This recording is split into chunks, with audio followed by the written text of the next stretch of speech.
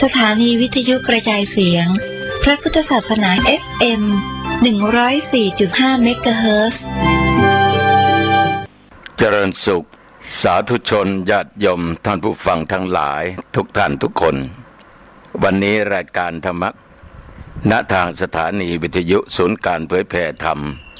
ของวัดฝายหินอำเภอเมืองจังหวัดเชียงใหม่ในคลื่น 104.50 ธรรมภาพตุเจ้าวัดหนองตองหางดงจังหวัดเชียงใหม่มาพบกับญาติกับโยมให้ข้อคิดแก่ญาติแก่โยม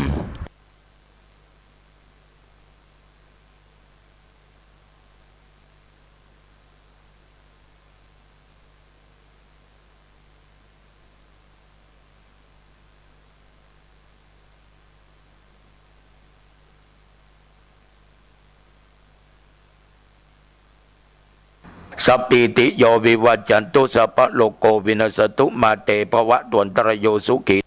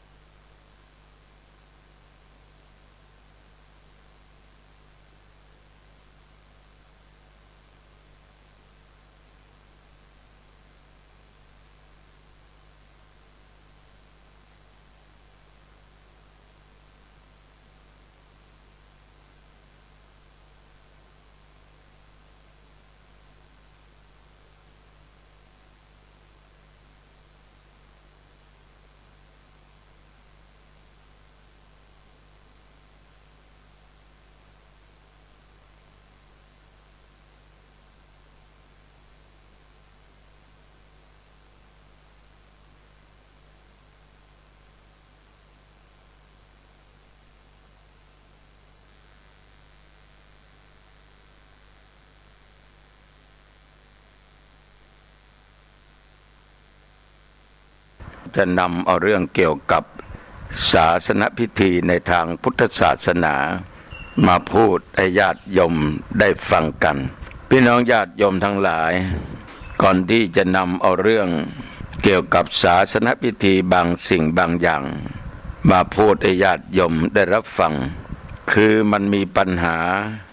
เกี่ยวกับเรื่องพิธีกรรมต่างๆเมื่อมีงานบุญงานกุศลในฐานะที่พวกเราทั้งหลายเป็นชาวพุทธนั้นมักจะถกเถียงกันว่าทำอย่างนั้นถูกทำอย่างนั้นผิดแต่อย่างไรก็ตามญาติโยมจะถูกหรือผิดก็ขอให้ผิดในทางที่ดีๆที่เป็นบุญเป็นกุศลอย่าผิดไปในทางที่ไม่ถูกต้องทำไปแล้วเดือดร้อนทั้งแก่ตัวเองและบุคคลอื่นอันนั้นผิดที่สุดแต่ถ้าทำผิดแต่ก็ได้บุญได้กุศลคนอื่นก็ไม่เดือดร้อนตัวเองก็ไม่เดือดร้อนคือทำผิดพิธีได้บางสิ่งบางอย่างเหมือนกับบางครั้งเราไปงานต่างๆเนี่ยจะได้ยินมคณายกอาราธนาศีลบางแห่งก็มะยังพันเตติสรเนนะสหะบางแห่งก็มะยังพันเตวิสุงวิสุงรักนถายะติสรเนนะสหะโยมบางคนเคยเอาวิสุงบางคนก็ไม่เคยเอาไปฟังเขาไม่เอาวิสุงก็บอกว่าผิดบางคนเคยเอามะยังพันเตติสรเนไม่เคยเอาวิสุงไปเขาได้ยินเขาพูดว่าวิสุงวิสุงก็ว่าผิดโยมทั้งหลายใครไม่ผิดใครไม่ถูกมันก็ถูกกันทั้งสองข้างนะโยมนะที่ว่าไปเมื่อกี้นี้คือคนที่เอามะยังพันเตติสรเนนั้นก็คือข้าพเจ้าจะรักษาศีลสิกขาบททั้ง5นี้ไว้ตลอดแต่ที่วิสุงวิสุงนั้นข้าพเจ้าจะรักษาสิกขาบทนี้เป็นบางข้อญาติโยมทั้งหลายมันแตกต่างกันแค่นี้เท่านั้นเองแต่ทีนี้ญาติโยมทั้งหลายเรามามองถึงเจตนาของแต่ละท่านแต่ละบุคคลที่รักษาศีลนั้นบางคนนั้นโยมก็มีเจตนาดีว่า5ข้อนี้จะต้องรักษาตลอดชีวิตแต่บางคนก็คิดว่าก็คงจะได้เป็นบางข้อคืออย่างวิสุงนั้นญาติโยมทั้งหลายโยมสมทานพระก็บอกข้อศีลให้โยมก็รับทั้ง5ข้อตั้งแต่ปานาอทินากาเมมุสาสุราแต่ทีนี้เดินไปเดินมาโ ยอมไปด่าใครสักคนโกหกใครสักคนด้วยเจตนาที่จะต้องด่าเขาหรือไม่ก็ไปดื่มเบียร์ดื่มเหล้าของมึนเมาก็หมายความว่ายอมผิดไป2 ข้อแต่อีก3 ข้อนั้นยังไม่ผิดนะยังไม่ผิดไม่ด่างพร้อยแต่ถ้าติสรเนนะสหะก็หมายความว่าผิดข้อใดข้อหนึ่งก็ผิดทั้งหมดนะก็เรียกว่าด่างพร้อยไปทีนี้ญาติโยมก็จะถกเถียงว่ามันก็ต้องด่างพร้อยเหมือนกันหมดแหละหรือไม่ก็ต้องไม่ผิดถ้าผ่านไปโน่นไปนี่ไปดื่มของมึนเมาก็คงจะผิดข้อเดียวถ้าเราคิดอย่างนั้นได้เนี่ยดีที่สุดโยมทั้งหลายแต่ถ้าว่าไม่คิดอย่างนั้นยังไปถกเถียงกันอยู่ว่าอย่างไหนผิดอย่างไหนถูกนั้นไม่ต้องไปคิดโยมมันจะนำความทุกข์มันจะนำความไม่เชื่อใจเกิดขึ้น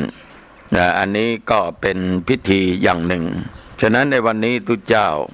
ก็จะได้นำเอาเรื่องศาสนพิธีในบางสิ่งบางอย่างนะไม่ทั้งหมดมาพูดญาติโยมทั้งหลายได้รับฟังกันคือในฐานะที่พวกเราทั้งหลายเป็นชาวพุทธเนี่ยโยมทั้งหลายเราจะต้องอ่านจะต้องดูถ้าเราไม่อ่านถ้าเราไม่ดูถ้าเราไม่ฝึกเราไปเจองานต่างๆนั้นบางครั้งเราอาจจะมีชื่อกับเขาบางทีนั้นเราคาดไม่ถึงเขาให้การยกย่องต่อเราว่าขอเรียนเชิญคนนั้นคนนี้เป็นประธานจุดธูปเทียนบูชาพระรัตนตรัยบางคนนั้นไม่เคยรู้ไม่เคยเห็นแล้วไม่เคยทำก็ทำไม่ได้ถ้าโยมทำไม่ได้หรือทำแต่ทำไม่ถูกก็เป็นที่น่าละอายเป็นอย่างมากคือทุกคนนั้นจะมุ่งสายตามาที่ตัวเราเพราะเจ้าภาพนั้นให้เกียรติต่อเราแล้วแต่ว่าเราทำไม่ถูกต้องมีหลายครั้งที่อาตมาภาพไปเทศไปงานต่างๆญาติโยมผู้หลักผู้ใหญ่ก็ไปชาวบ้านธรรมดาก็เยอะเจ้าภาพก็ให้เกียรติผู้หลักผู้ใหญ่ที่ไปร่วมงานต่อไปขอเรียนเชิญท่านเรียกท่านด้วยนะเป็นประธานในที่นี้จุดธูปเทียนบูชารัตนตรัยไม่ลุกก็ไม่ได้เพราะเขาเรียกอยู่ตั้ง2-3 ครั้งเมื่อลุกไปแล้วกราบพระก็ไม่เป็นกราบไม่ถูกยมไม่รู้ว่าจะกราบยังไงนะมือวางไม่ถูกเลยกราบพระไม่เป็นยังไม่พอเขาก็ยื่นเทียนชนวนให้ก็ไม่รู้ว่าจะประจุดตรงไหนไม่รู้จะประจุดตรงไหนยมทั้งหลายพอดีวันนั้นน่ะประธานสงฆ์ก็ไม่ได้บอกนะแต่มาอยู่ไกลหน่อย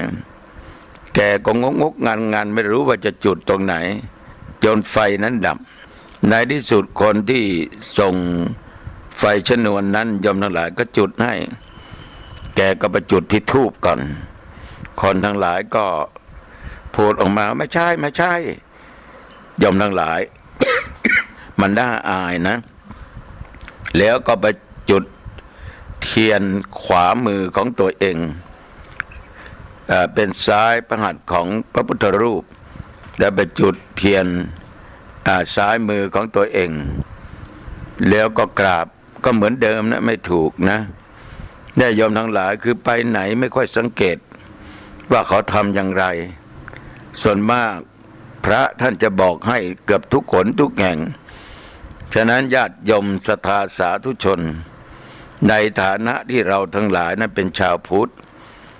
สิ่งไหนก็ตามที่ไม่รู้ก็ต้องถามหรือจะต้องดูบางครั้งได้ไปดูคนที่ทำไม่ถูกต้องมันก็จะเรียนในทางที่ไม่ถูกต้องอันนี้ตุเจ้าขอฝากกับญาติกับโยมก็แล้วกันนะพิธีทำบุญในทางพุทธศาสนานั้นศรัทธาสาธุชนญาติโยมทั้งหลายเรื่องของบุญนี่คือเรื่องของที่ดีเราทำแล้วเรามีความสุขทำแล้วเรามีความสนุกทำแล้วสดชื่นจิตใจเบิกบานนั่นคือการทำบุญของพวกเราไม่ว่าบุญจะเกิดจากการให้ทานบุญอันเกิดจากการรักษาศีลแม้แต่ญาติโยมฟังเทศฟังธรรม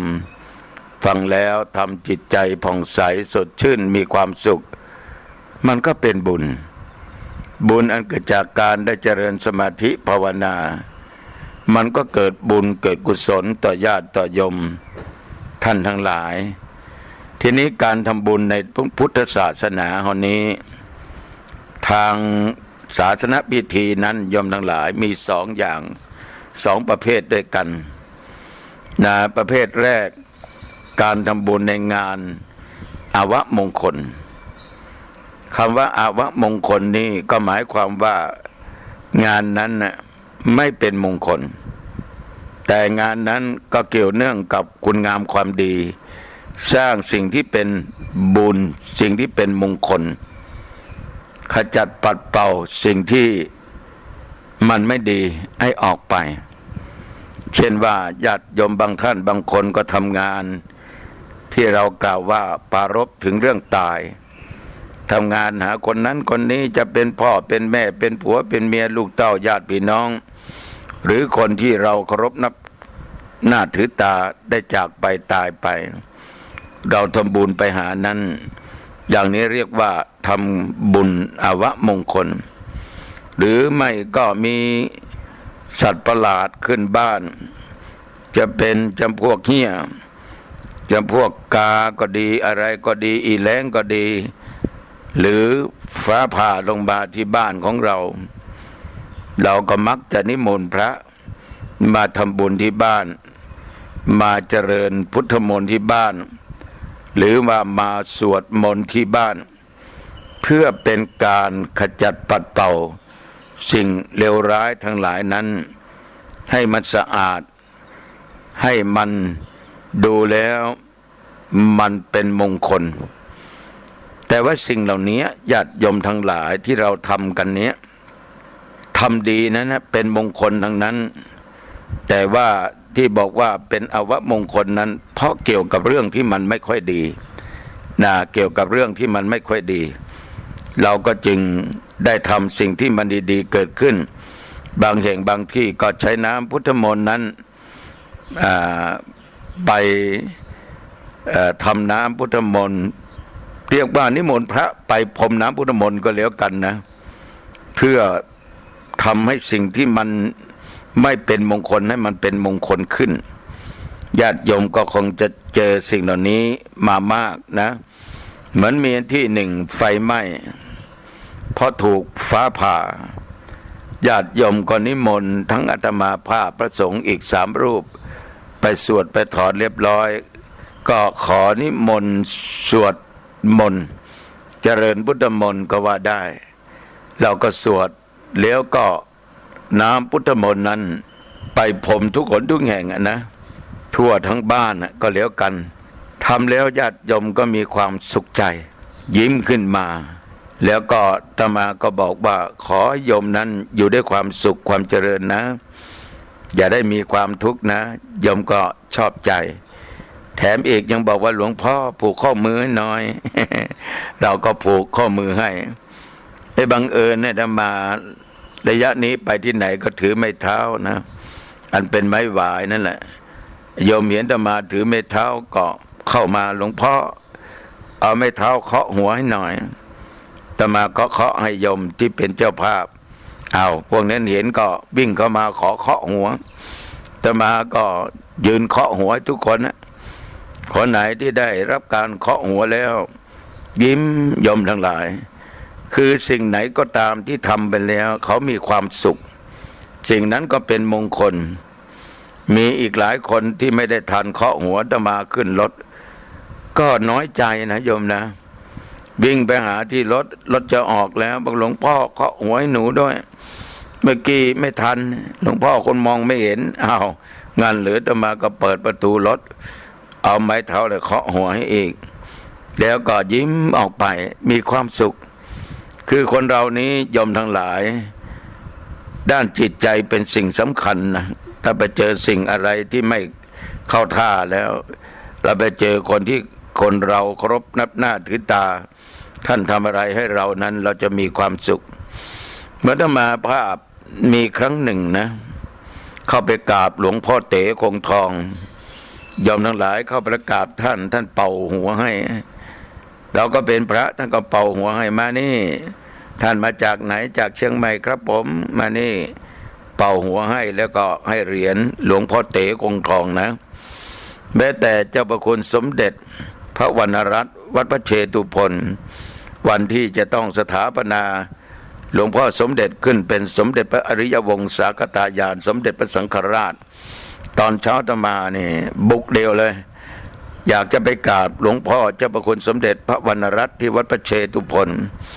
ครั้งแรกทหารไม่ให้เข้าเจ้าหน้าที่ไม่เข้าก็บอกว่าแต่มาตั้งใจแล้วจากเชียงใหม่มาจากหางดงมาเขาก็ให้เข้าหลวงพ่อสมเด็จนั่งอยู่บนเก้าอี้แต่มาเข้าไปก็กราบหลวงพ่อก็ถามว่ามาจากไหนจากเชียงใหม่หางดงครับผมแต่มาเข้าไปกราบหลวงพ่อก็เอาฝ่ามือของหลวงพ่อนั่นนะลูบไปที่บนศีรษะแล้วก็ให้เหรียญแต่มาก็มีความสุขเดินนะแดดร้อนเลยโยมแต่ว่าด้วยกำลังจิตกำลังใจที่ได้จากเจ้าประคุณสมเด็จนั้นมันหายเหนื่อยหมดทีนี้ตอนบ่ายนั้นมีพิธีสถาปนาสมเด็จขึ้นเป็นสมเด็จพระสังฆราชอาตมาก็ไปเจอกับท่านหลวงพ่อพระมหาทรัพย์นรินทร์โทนะเจอกันทีนี้บุคคลที่จะเข้าในวัดพระแก้วได้นั้นโยมทั้งหลายต้องมีพัดหางเลี่ยมอย่างเดียวคือระดับเจ้าคุณนะแต่อาตมาเป็นตัวเจ้าธรรมดาเข้าไปไม่ได้อาตมาก็ถอยเข้าถอยออกทุกเวลาโยมเจ้าหน้าที่ก็ไม่เข้าท่านมหาทรัพย์ก็ไม่ได้เข้าทำยังไงโยมถือลูกตื้ออย่างเดียวนะในที่สุดเจ้าหน้าที่ก็ปล่อยเข้าไปเมื่อเข้าไปแล้วก็มีความสุขนะมีความสุขเพราะเราได้รู้ได้เห็นพระมหาเถระที่เราเคารพนับถือนั้นทั้งตอนเช้าท่านก็เป่าหัวให้ตอนบ่ายเราก็ได้ไปเห็นพิธีที่เขาถ่ายทอดลงมาว่าการสถาปนาเจ้าประคุณสมเด็จนั้นมันเป็นอย่างนั้นอย่างนั้นเนี่ยโยมทั้งหลายมันมีความสุขสิ่งไหนก็ตามที่มันเป็นมงคลนั้นเราได้ทำแล้วมันมีความสุขเพราะเรามีศรัทธาเรามีเจตนาอันเกลี้ยกล้าอย่างแรงกล้างานอวมงคลงานศพงานอะไรก็ตามโยมทั้งหลายเวลาเรานิมนต์พระสงฆ์ไปเทศไปสวดก็ดีไปทำบุญหรือว่าเป็นสงฆ์รับทายทานนั้นถ้าโยมมีศรัทธาจริงๆนะมีความตั้งใจจริงๆเวลาพระสวดจะสวดอะไรก็ตามมาติกาก็ตามเจ็ดคัมภีร์ก็ตามหรือทำนองสรพัญญะก็ตามโยมทั้งหลายเรามีความตั้งใจแต่มาเห็นโยมบางคนโอ้โหอิ่มเอิบใบหน้าใบตานี่บ่งออกมาถึงความสุขบางท่านบางคนไปนั่งฟังเทศตั้งอกตั้งใจฟังโยมทั้งหลายท่านเทศจบก็ยิ้มออกมาให้ของถวายแก่ท่านให้พรก็ยิ้มมีความสุขแต่ญาติโยมบางคนจิตใจกังวลกังวายงานอวมงคลใจนะโอ้โหเหมือนหน้ายักษ์หน้ามารก็มีนะบอกบุญไม่รับพระนั่งเทศหงุดหงิดลุกลี้ลุกลนฟังสวดก็ลุกลี้ลุกลนโยมทั้งหลายทำน่นทำนี่จิปะทะ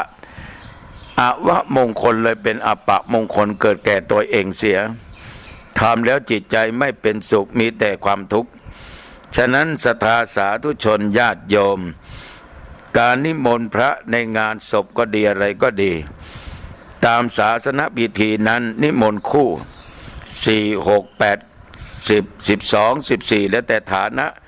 จะเอามากเอาน้อยไม่เป็นไรแต่ทีนี้ญาติโยมก็มีข้อกังขามีโยมหลายท่านหลายคนได้ถามอาตมาว่าหลวงพ่อมีคราวหนึ่งนี่พ่อผมตายนะผมนิมนต์ตุเจ้า10 องค์แต่ลืมนึกไป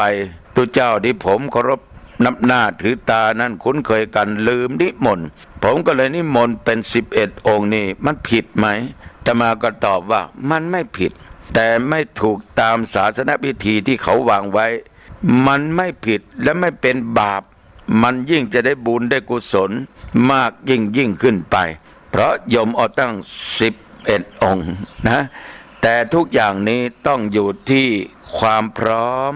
ถ้าโยมพร้อมโยมทำนั้นกี่องค์ก็ได้ไม่มีปัญหา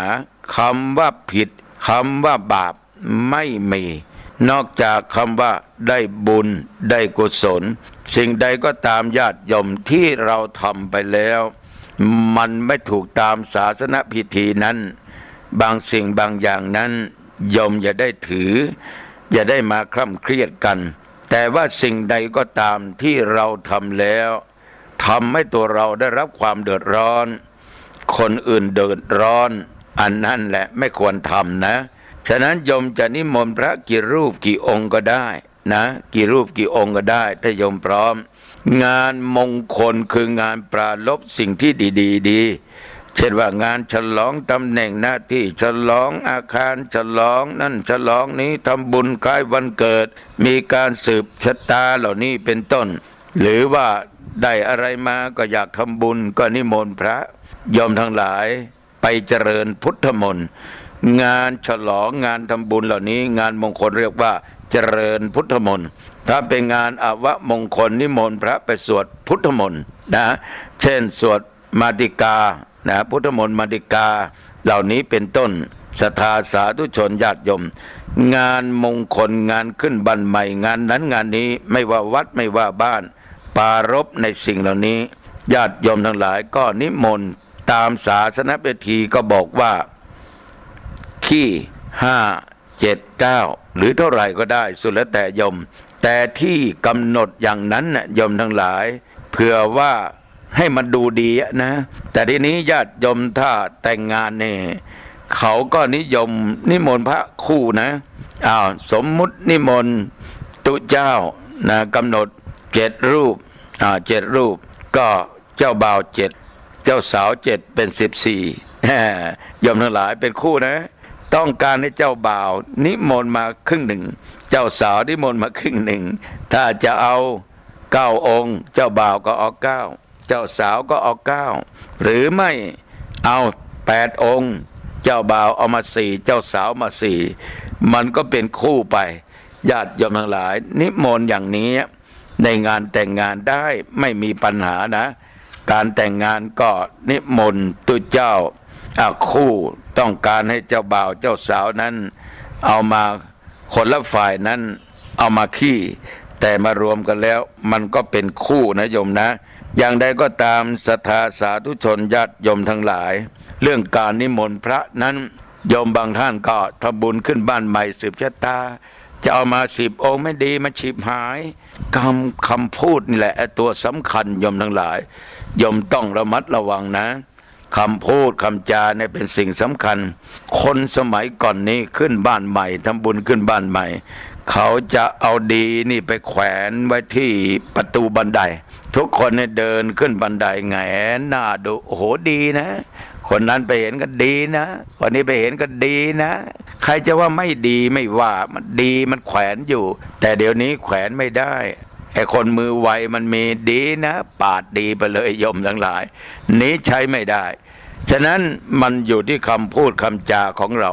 อยู่ที่คำพูดคำจาของเราจะงานมงคลจะงานอวมงคลอย่างไหนอย่างใดก็ตามโยมทั้งหลาย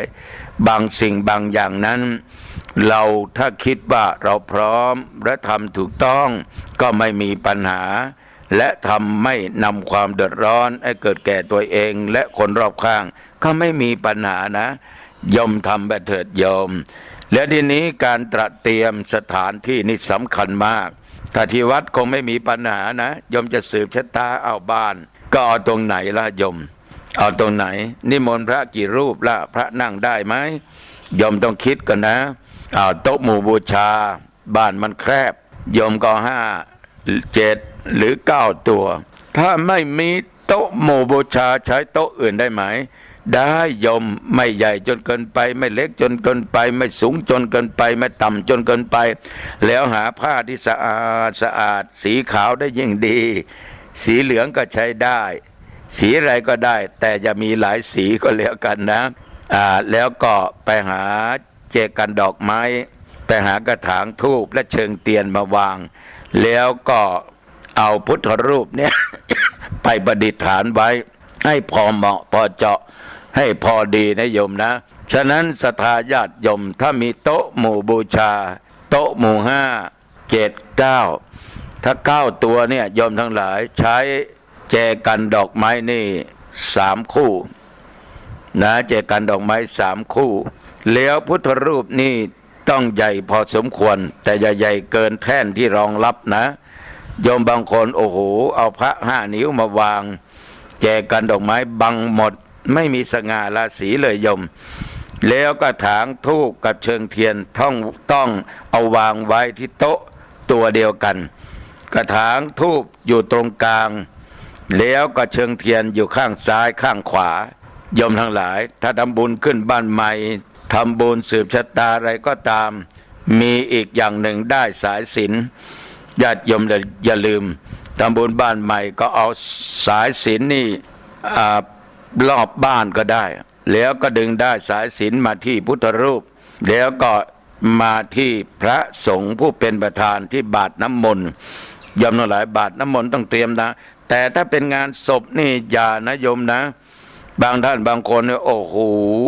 โยงสายสิญจน์มาจากโรงศพ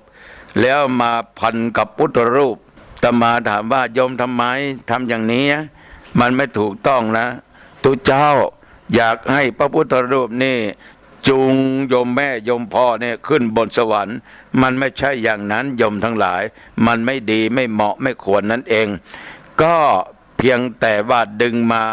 แล้วเอาให้พระสงฆ์เท่านั้นเองที่จะใช้พิจารณาผ้าบังสกุลหรือไตรบังสกุลฉะนั้นญาติโยมศรัทธาสาธุชนต้องระมัดระวังงานมงคลมีบาตรน้ำมนต์อาวะมงคลไม่ต้องมีโยมทั้งหลายทีนี้บาตรน้ำมนต์นั้นจะต้องมีเทียนเรียบร้อยมีเทียนเรียบร้อยมีหญ้าคาเป็นมัดหรือว่าก้านมะยมก็ได้นะโยมนะต้องเตรียมพร้อมที่นี่การตั้งโต๊ะหมู่บูชานั้นต้องอยู่ขวามือของพระสงฆ์คือตั้งโต๊ะหมู่บูชาแล้วอาสนะที่ใจพระสงฆ์นั่งนั้นถ้ามีแท่นสูงหน่อยก็ดีแต่อย่าให้สูงเกินโต๊ะหมู่บูชาให้สูงระดับกว่าญาติกว่าโยมแต่ถ้ามันไม่มีโยมทั้งหลายก็ปูกับพื้นแต่ว่าต้องมีผ้าขาวมีอะไรปูลาบไปให้อยู่คนละเขตกับญาติกับโยมบางทีบางแห่งเนี่ยผมผืนเดียวกันต่อกันพระสงฆ์ก็นั่งผืนนั้นโยมก็นั่งผืนนั้นดูมันเสมอกันไปมันไม่เข้าท่าไม่ถูกต้องทีนี้ญาติโยมทั้งหลายพระ5 องค์นั่งเรียบร้อย7 องค์9 องค์นั่งเรียบร้อยนะโยมนะต้องเตรียมไม่พร้อมเชิงเทียนต้องเรียบร้อยกระถางธูปต้องเรียบร้อยและใครจะมาจุดธูปเทียนบูชาพระรัตนตรัยก็คือเจ้าภาพนั่นแหละโยมทั้งหลายเวลาพระจะสวดมนต์เจริญพุทธมนต์อาตมาขอฝากโยมอย่างหนึ่งนะน้ำที่จะไปถวายพระสงฆ์ถ้าเอาไปถวายก่อนทำพิธีดีที่สุดนะเอาไปถวายก่อนพิธีดีที่สุดแต่ว่าจะ2 องค์เราก็วางตรงกลางไม่ต้องวางไปจนว่าน้ำนั้นก็ถวายน้ำนี้ก็ถวายท่านญาติโยมบางคนพระกำลังสวดเอาน้ำไปแขนท่านน้ำเดี๋ยวน้ำมานี่น้ำนี้มาเดี๋ยวน้ำขวดมาเดี๋ยวที่โพมาไม่เอาโยมทั้งหลายมันทำให้เสียสมาธินะท่านกำลังเจริญพุทธมนต์ถ้าท่านสวดเสร็จโยมก็ค่อยถวายนี่โยมบางครั้งนี่โอ้โหไม่รู้เรื่องเลยนะบางทีงานอวมงคลกำลังบังสกุลกันโยมก็เอาน้ำนี่ข้ามได้สายศีลไปอย่างนี้มันก็ไม่ถูกต้องนะโยมนะโยมอย่าโยงไปเป็นเด็ดขาดนะเพราะว่ามันเป็นสิ่งที่ไม่ถูกต้องนะฉะนั้นญาติโยมต้องระมัดระวังเป็นอย่างมากและการจุดเทียนที่บาตรน้ำมนต์นั้นเจ้าภาพต้องเป็นผู้จุดบทถึงอเสวนาจะพาลานังปันติตะนันจะเสวนาขึ้นเจ้าภาพก็จุดเทียนแล้วก็น้อมถวายบาตรน้ำมนต์แก่พระสงฆ์ผู้เป็นประธานโยมสืบชะตาก็ดีอะไรก็ตามนะ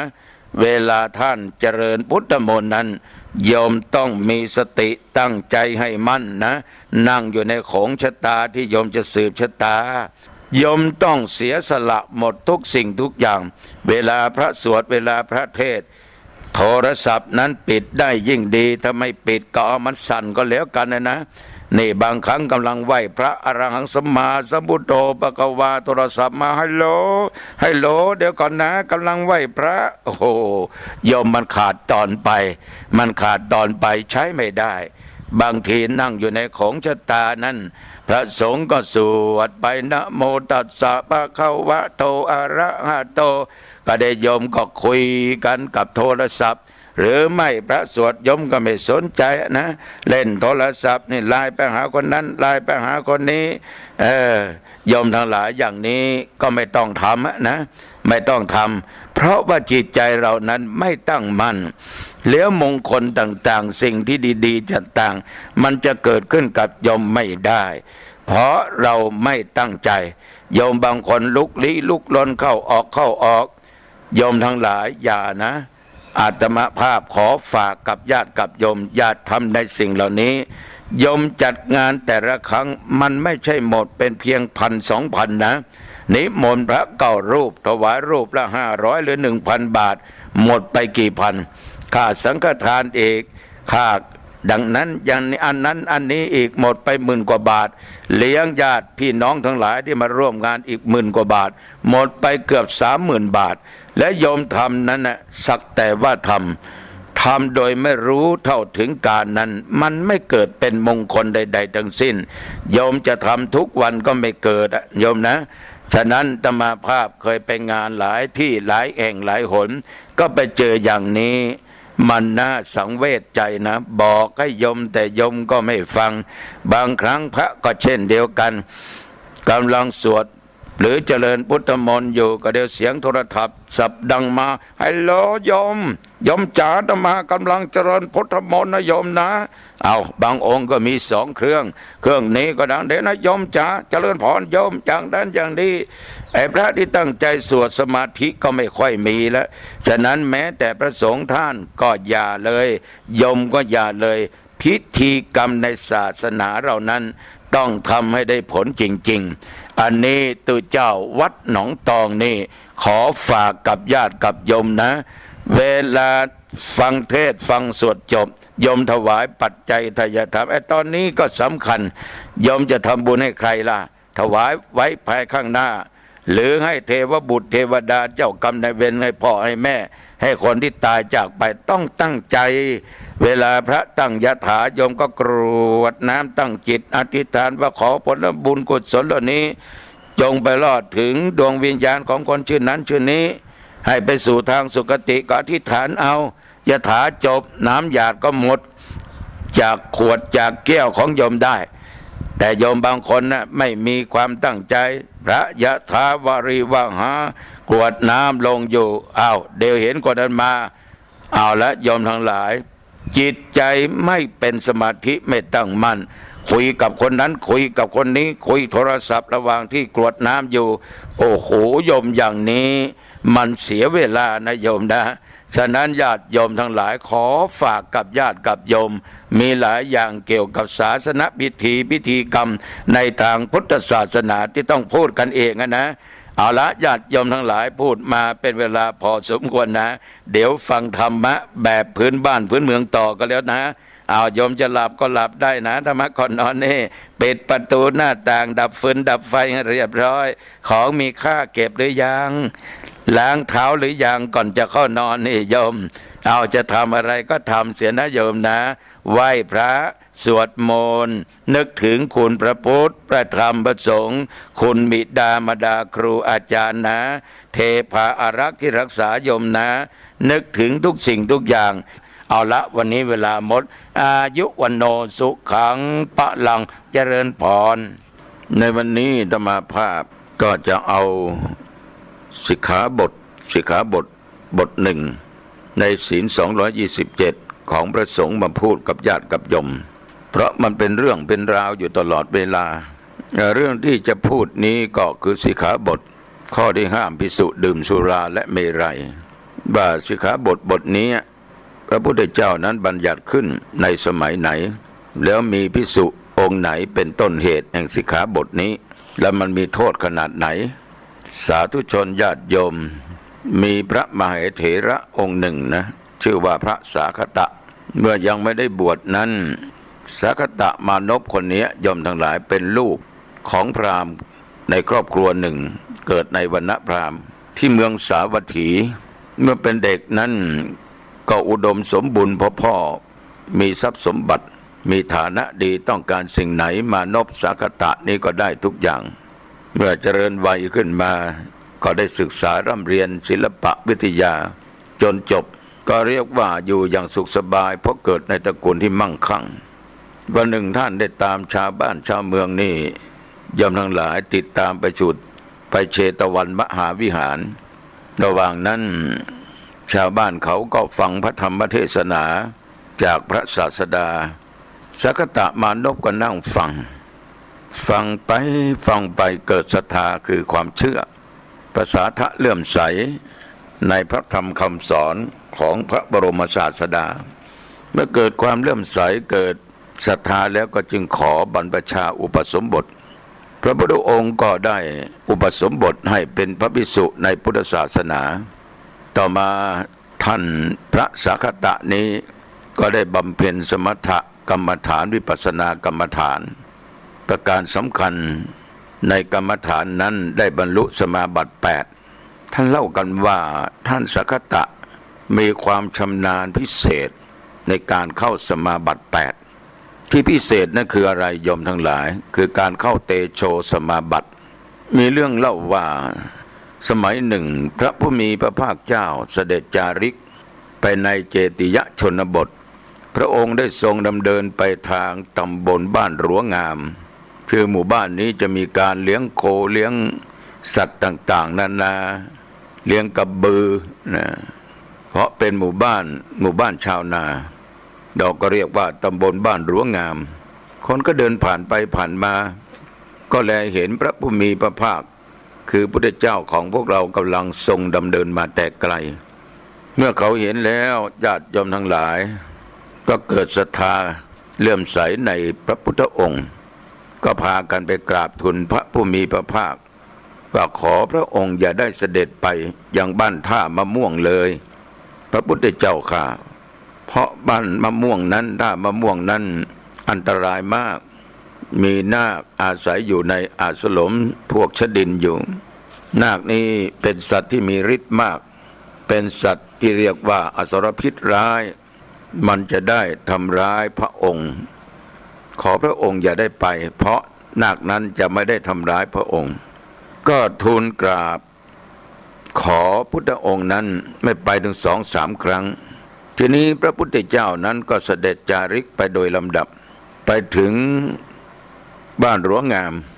ในเวลานั้นที่ท่าเรืออัมพะนายโยมนะท่าเรืออัมพะซึ่งอยู่ที่บ้านพัทธวัติกะในแคว้นเจดีณสถานที่นั้นบ้านหมู่นั้นมีอาสมหรือมีอาสมของพวกชดินตั้งอยู่ญาติโยมทั้งหลายท่านผู้ฟังทั้งหลายชดินพวกนี้ไม่ได้นับถือพระพุทธเจ้าหรอกแต่นับถือพญานาคที่ชื่อว่าอัมพะติฏฐะมากนาคชื่อว่าอัมพะติฏฐะนะโยมนะพญานาคนั้นมีฤทธิ์มากมีฤทธิ์จนถึงขนาดว่าสามารถบันดาลฝนให้ตกหรือไม่ตกก็ได้ตามใจปรารถนานี่โยมทั้งหลายคราวที่แล้วนี่เราไม่ได้ขอฝนที่พญานาคนะนาคมีทุกวัดที่ทำกันขึ้นมาจำลองกันขึ้นมาหน้าโบสถ์หน้าวิหารก็มีนาคกันเยอะแยะเราไม่ได้ขอกันนะก็ที่มันแห้งแล้งก็นาคคงไม่ให้ฝนตกเพราะในที่นี้บอกว่าจะให้ตกก็ได้ไม่ตกก็ได้ซึ่งก็ทำให้ชาวบ้านท่าเรืออัมพะนันยมเดือดร้อนมากในครั้งนั้นท่านพระสาคตะท่านก็ได้อุปถากพระผู้มีพระภาคเจ้า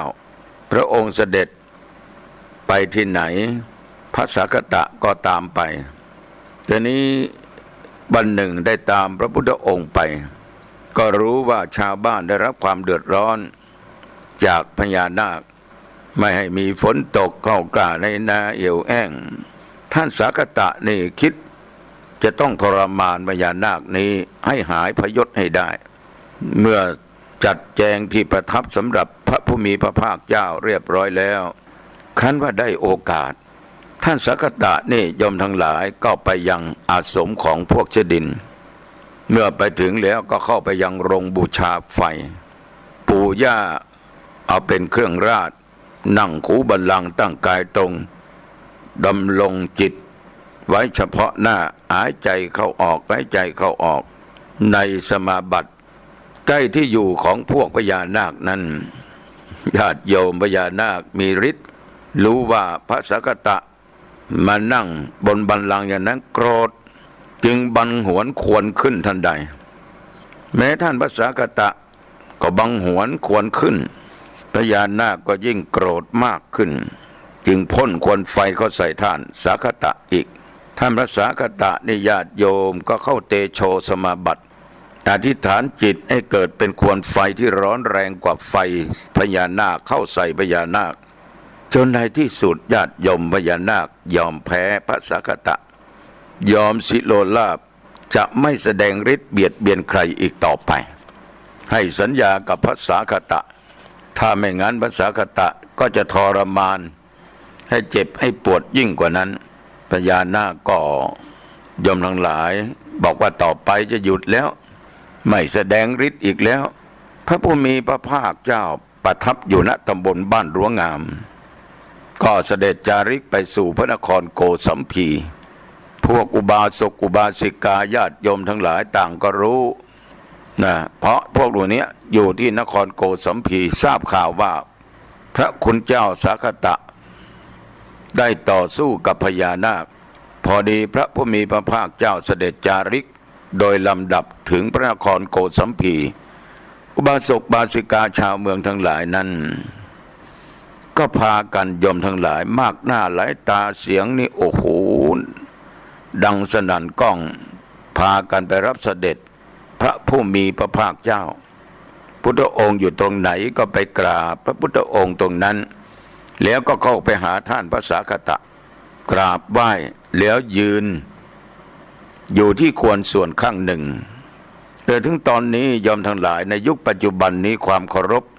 ของพวกเรานั้นไม่ค่อยมีต่อพระสงฆ์องค์เน้นบางครั้งพระสงฆ์นั่งยมยืนค่อมหัวค่อมศีรษะก็มีบางทีเดินไปเดินมาจะชนกันก็มีในสมัยก่อนนั้นมีการเคารพยืนอยู่ที่ควรนั่งอยู่ที่ควรบางจังหวัดบางแห่งบางที่บางภาคบางประเทศก็ยังปฏิบัติกันอยู่เชียงใหม่นี่หาน้อยมากยอมทั้งหลายคนที่จะเคารพพระสงฆ์บางทีนั้นเห็นกอดคอกันนะเห็นว่าเป็นเพื่อนกันอายุเท่าเดียวกันรู้จักกันก็เข้าไปจับแขนกอดคอยอมทั้งหลายเป็นการแสดงออกซึ่งความไม่เหมาะสมชาวบ้านที่เข้าไปหาพระสักกตะนั้นเขาก็รู้ว่าเขาควรจะอยู่ตรงไหนเขาก็พูดไปว่าท่านขอรับอะไรเป็นของหายากและเป็นของชอบของพระคุณเจ้าพวกกระผมจะจัดของอะไรถวายดีนะเมื่อพวกอุบาสกถามอย่างนั้นแล้วพระชัพพคีได้กล่าวตอบคำนี้กับพวกอุบาสกว่ามีละโยมทั้งหลายสุราใสๆสีแดงดังเท้านกพิราบเป็นของหายากนะโยมนะทั้งเป็นของชอบของพวกพระนะโยมนะท่านทั้งหลายจงแต่งสุรานั้นถวายเถิดโอ้โหโยมพวกชาวบ้านชาวเมืองอุบาสกทั้งหลายนั้นในนครโกสัมพีต่างก็จัดแต่งสุราใสสีแดงสุราใสสีแดงดังเท้านกพิราบไว้ทุกครัวเรือนในสมัยนั้นยังไม่ได้บัญญัติสิกขาบทห้ามภิกษุดื่มสุราและเมลัยนะโยมนะต้องเข้าใจอย่างนี้พอเห็นท่านพระสักกตะเดินมาบิณฑบาตโอ้โหญาติโยมต่างคนต่างพากันกล่าวเชิญว่าขอนิมนต์พระคุณเจ้าสักกตะดื่มสุราใสสีแดงดังเท้านกพิราบเจ้าข้าไปบ้านหลังนั้นก็ดื่มบ้านหลังนี้ก็ดื่มโยมมาถวายท่านสักกตะก็ดื่มสุราใสสีแดงดังเท้านกพิราบทุกครัวเรือนแล้วเมื่อดื่มแล้วจะเดินออกจากเมืองโยมทั้งหลายหมดท่าเลยล้มกลิ้งอยู่ที่ประตูเมืองนะกิ่งไปกิ่งมาพระผู้มีพระภาคเสด็จออกจากเมืองพร้อมด้วยภิกษุเป็นอันมากพระองค์ก็ได้ทอดพระเนตรเห็นท่านพระสักกตะล้มกลิ้งอยู่ที่ประตูเมือง ก็รีบรับสั่งภิกษุทั้งหลายว่าดูก่อนท่านภิกษุทั้งหลายนี่พวกเธอจงช่วยกันหามสักขตะไปนะญาติโยมภิกษุเหล่านั้นได้รับสนองพระพุทธดำรัสแล้วหามท่านพระสักขตะไปสู่อารามพระองค์นั่งตรงไหนเขาเอาสักขตะไปนอนทางนั้นแต่หันศีรษะไปทางพระผู้มีพระภาคเจ้าแต่ท่านพระสักขตะได้พลิกกลับนอนผันแปรเอาเท้าทั้งสองไปทางพระผู้มีพระภาคเจ้าพระองค์ก็ตัดกับภิกขุทั้งหลายว่าดูก่อนท่านทั้งหลายสักขตะมีความเคารพมีความยำเกรงในตถาคตไม่ใช่หรือภิกษุทั้งหลายกราบทูลว่าเป็นดังรับสั่งพระพุทธเจ้าค่ะดูก่อนภิกษุทั้งหลายบัดนี้สักขตะมีความเคารพมีความยำเกรงในตถาคตอยู่หรือภิกษุทั้งหลายก็ตอบว่าข้อนั้นไม่มีเลยพระพุทธเจ้าค่ะดูก่อนภิกษุทั้งหลายสักขตะได้ต่อสู้กับนาคอยู่ที่ตำบลท่ามะม่วงใช่ไหมภิกษุก็ทูลตอบว่า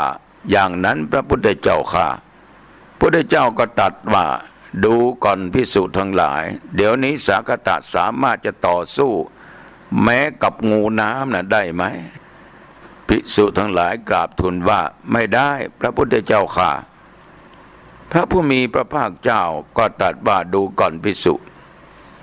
น้ำที่ดื่มเข้าไปแล้วทำวิสัญญีภาพนั้นควรดื่มหรือไม่หมดสติไม่มีความยังอายเหมือนสักขตะดื่มมากล้มกลิ้งนอนอยู่ที่ประตูเมืองภิกษุทั้งหลายก็ตอบว่าไม่ควรดื่มพระพุทธเจ้าค่ะพระผู้มีพระภาคเจ้าจึงตรัสว่าดูก่อนภิกษุทั้งหลายการกระทำของสักขตะไม่เหมาะไม่สมไม่ควรไม่ใช่กิจของสมณะใช้ไม่ได้ไม่ควรทำฉะนั้นสักขตะจึงได้ดื่มน้ำที่ทำให้ผู้ดื่มให้เมาเหล้าการกระทำของสักขตะนั้นไม่เป็นไปเพื่อความเลื่อมใสของชุมชนที่ยังไม่เลื่อมใสหรือเพื่อความเลื่อมใสยิ่งของชุมชนที่เลื่อมใสแล้วดูก่อนพวกภิกษุทั้งหลายก็แลพวกเธอพึงยกสิกขาบทนี้ขึ้นแสดงอย่างนี้ว่าเป็นปาจิตตีในเพราะดื่มสุราและเมลัยญาติโยมอาบัติข้อนี้ได้เกิดขึ้นต่อเมื่อพระสักขตะนั้นได้ดื่มน้ำใสแดงดุจขาของนกพิราบเมื่อดื่มนั้นยังไม่ได้บัญญัตินะโยมนะดื่มแล้วหมดสติพระสักขตะหมดสตินอนกลิ้งอยู่ประตูเมืองพุทธเจ้าก็ถามภิกษุทั้งหลายต่างๆนานาแล้วก็บอกว่าให้บัญญัติสิกขาบทว่าต่อไปถ้าภิกษุดื่มสุราและเมลัยต้องอาบัติปาจิตตีมาในปาจิตตี92วรรคที่6ข้อแรกภิกษุดื่มสุราต้องปาจิตตีศรัทธาสาธุชนอาบัตินี้เป็นอาบัติที่เบาแต่เป็นโลกะวัชชะเป็นเรื่องที่ชาวโลกไม่ยินยอมเพราะดื่มเข้าไปแล้วขาดสติคนเราเมื่อขาดสติจะทำอะไรได้ทั้งนั้นไม่ว่าพระไม่ว่าคฤหัสถ์ชาวบ้านแต่พระก็มีสัญลักษณ์คือผ้าเหลืองอันเป็นผ้าที่พระพุทธเจ้าทรงอนุญาตให้ใช้ให้นุ่งห่มให้ครองอยู่ตลอดขาดสตินอนไหนนอนได้กล่าวอะไรกล่าวได้บางคนทำร้ายร่างกายใครก็ได้ทำผิดศีลข้อไหนก็ได้จะฆ่าก็ได้จะลักก็ได้ประพฤติผิดในกามก็ได้พูดเท็จโกหกด่าใครก็ได้ยุยงยุแย่อะไรก็ได้โยมทั้งหลายเมื่อมันไม่มีสติมันตั้งในความประมาทความหลงเล่อเผลอใจเกิดขึ้นทำให้เกิดโรคเสียทรัพย์ก่อการทะเลาะวิวาทเหมือนญาติโยมบางคนกับพระโต้เถียงกันด่ากันโอ้โหฤทธิ์แอลกอฮอล์มารุนแรงอย่างนี้เมื่อมันเป็นอย่างนี้ชาวบ้านก็ไม่อนุญาตนั่นภิกษุเหล่านั้นท่านจึงถูกจับศึกไปแต่จริงโทษไม่ถึงกับศึก โทษไม่ถึงกับศึกนะปรับอาบัติยอมรับลงโทษตัวเองเสียก็พ้นอาบัติ แต่ถ้าไปทำอะไรที่มันรุนแรงที่มันเกิดขึ้นทางบ้านเมืองมันก็เดี๋ยวก็เหาะขึ้นสู่เวหาดเดินบ้างยืนบ้างนั่งบ้างสำเร็จการนอนบ้างบังหวนควรบ้างโปร่งไฟบ้างหายตัวบ้างในอากาศกลางหาวตัวเจ้าน้องตองทำไมทำไม่ได้นะถ้าทำได้นี่วิหารกับเจดีย์นี่เสร็จแน่ไม่สักกี่เดือนเสร็จเรียบร้อยนี่เจดีย์ยังไม่ได้สร้างเลยวิหารก็ยังไม่เสร็จถ้ามันเหาะได้เดินได้บนอากาศโอ้โหญาติโยมมันจะหลั่งไหลกันไปเนี่ยคนชั่วก็เป็นคนดีได้คนดีก็ยิ่งดีคนไม่เคยฟังตัวเจ้าเทศก็จะฟังตัวเจ้าเทศคนที่ไม่เคารพพระสงฆ์องค์เน้นก็จะเคารพพระสงฆ์องค์เน้นเพราะไปเจออิทธิฤทธิ์อย่างนี้นะแต่มันคงทำไม่ได้โยมทั้งหลายขันพระสากตะแสดงอิทธิปาฏิหาริย์อันเป็นธรรมยวดยิ่งของมนุษย์หลายอย่างในอากาศกลางหาวแล้วก็ลงมาซบศีรษะลงที่พระยุคลบาทของพระผู้มีพระภาคเจ้าแล้วกราบทูลพระผู้มีพระภาคเจ้าว่าพระพุทธเจ้าขาข้าพระผู้มีพระภาคเป็นศาสดาของข้าพุทธเจ้าข้าพระเจ้าเป็นสาวกของพระพุทธเจ้าเจ้าข้าโอ้โหญาติโยมประชาชนตำบล80,000ได้ฟังดังนั้นต่างก็พูดสรรเสริญว่าชาวเราผู้เจริญอัศจรรย์นักประหลาดแท้ๆนี่เพียงแต่สาวกยังมีฤทธิ์มากถึงเพียงนี้นะยังมีอานุภาพมากถึงเพียงนี้พระศาสดาอันเป็นอาจารย์ของพระสากตะจะต้องอัศจรรย์แน่พวกเราประชาชนตำบล80,000โยมทั้งหลายต่างก็สนใจต่อพระผู้มีพระภาคเจ้าหาสนใจต่อท่านพระสากตะไม่ต่อมาพระสากตะได้รับยกย่องโยมทั้งหลายให้เป็นเอตทัคคะด้านเตโชสมาบัตินะจากพระพุทธองค์ในท่ามกลางหมู่เหล่าภิกษุทั้งหลายนี่เรื่องราวต่างๆเกี่ยวกับต้นเหตุของการบัญญัติสิกขาบทห้ามภิกษุดื่มสุราและเมลัยก็ฝากกับญาติกับโยมนะฟังแล้วลองนำไปคิดที่ภาพต่างๆข่าวต่างๆมันออกตลอดเวลาว่าพระสงฆ์รูปนั้นรูปนี้ดื่มเหล้าแล้วหมดท่านอนข้างถนนนอนน่นนอนนี่แต่ท่านยังไม่ได้ไปทำร้ายใครแต่ภาพที่ออกมานั้นมันเป็นภาพที่สังคมยอมรับไม่ได้ก็จึงถูกจับศึกโทษทางบ้านทางเมืองนั้นยังไม่มี